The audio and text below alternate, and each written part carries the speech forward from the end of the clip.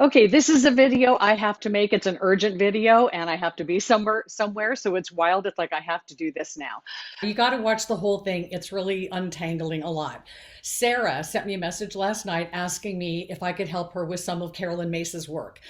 And oh, I know Carolyn Mace. Her and I are very much alike because we say it happened, get over it. What's happening now is all that matters.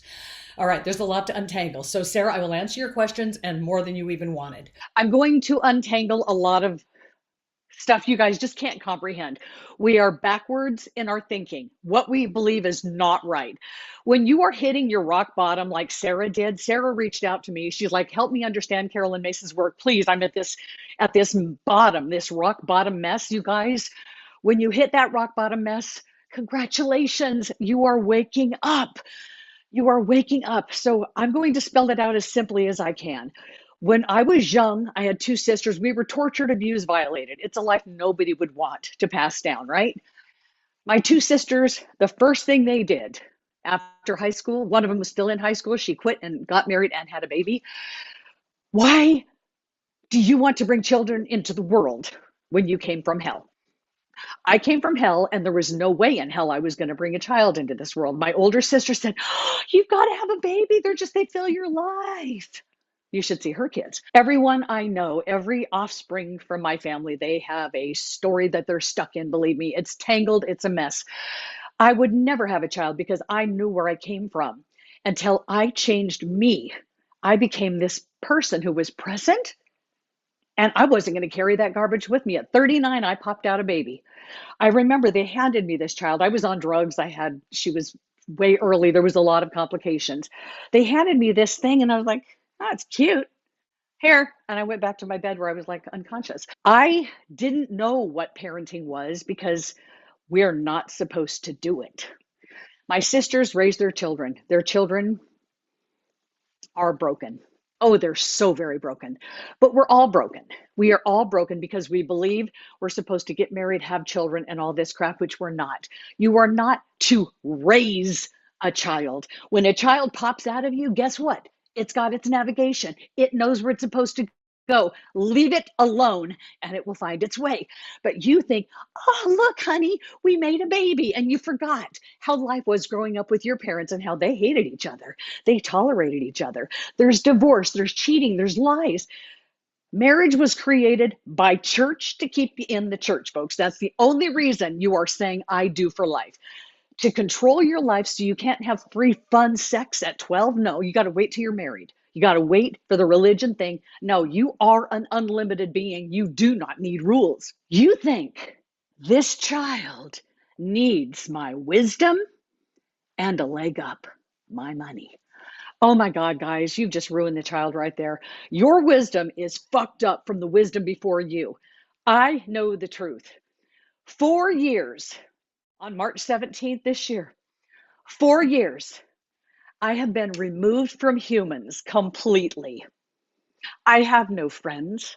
I don't talk on the phone. I have been isolated completely, and I still am. And now I'm again homeless with my dead boyfriend. He goes with me everywhere. He is the only company I have. When you remove yourself from humanity for this long and your whole life's plan was to get you here, you know the truth. And you need to know the truth because you're living a life you cannot stand. The truth is, Sarah is hitting rock bottom. She's like stirring. She feels things.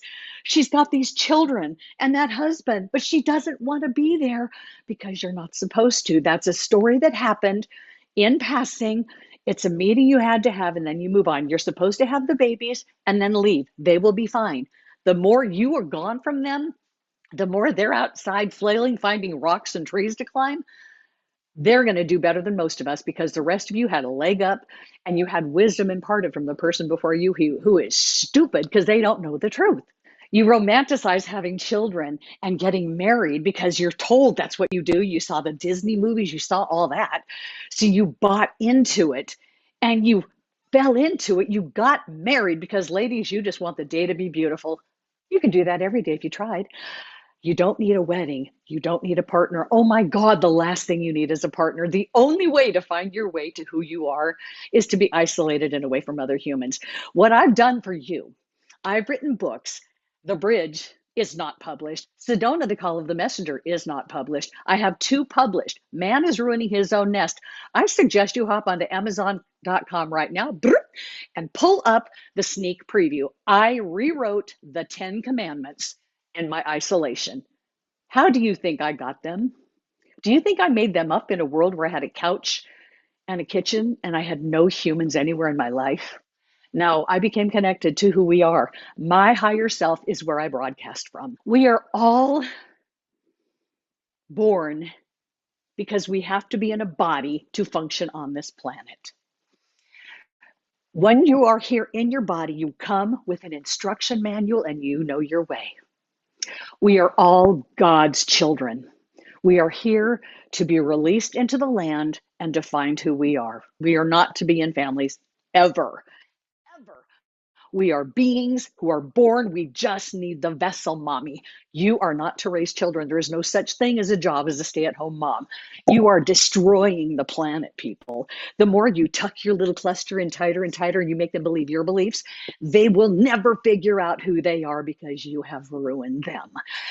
They will find their way and they're going to defect from you. I hate to tell you that, but the only way for us to find our path is we have to let go of all the hands.